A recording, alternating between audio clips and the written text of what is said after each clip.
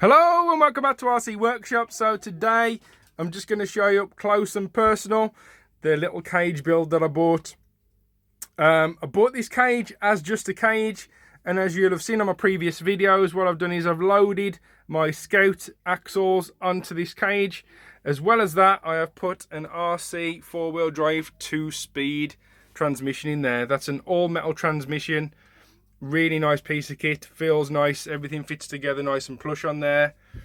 Nice big spur as well, because you got your gear reduction inside.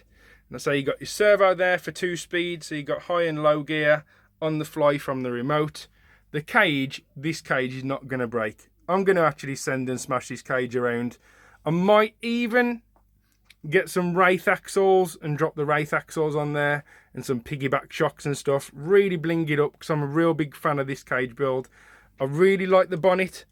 There you got a really strong magnet top and bottom. You open the bonnet up like that and it allows you to drop a LiPo into the battery slot. Then close that back down and your LiPo is absolutely solid there. Obviously the other way around, so you ain't got the wires hanging out. This is currently brushed. Again, another upgrade if I want to focus on this truck. Could be a nice brushless system, some Wraith axles, some nice links on there as well. This is the drive part of this truck, to be honest, is cheap. It's a Maverick Scout, loads of parts available, really cheap to do. But it's getting there. This thing actually works as it is. You can take this thing out right now, grab the remote off the shelf, drop a battery in it and go take it out. I have got a nice new winch that's going to go on the front there as well. And I've also got to do a better job of the actual main plate that sits in the middle there. That's just a Diabond plate. I'm going to actually make one of solid aluminium. It's going to be much stronger by doing that. As well, as you can see there, Maverick Scout plastic drive shafts. Again, I don't know how long they would last. But it's all about the cage. Look at it, guys. That is incredible. Might build some Perspex windows for in there. Some lime green Perspex, which I think I've got sitting down on the shelf.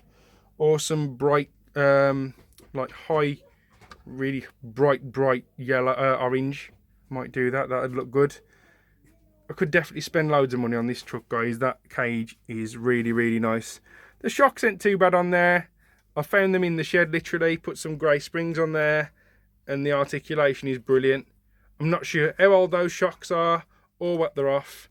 And this thing, as you can see, has been thrown together. You got screws sticking out. Everything's tight, but all these need shearing off so they don't look so ugly. There you go, guys. This is really looking good, like I say.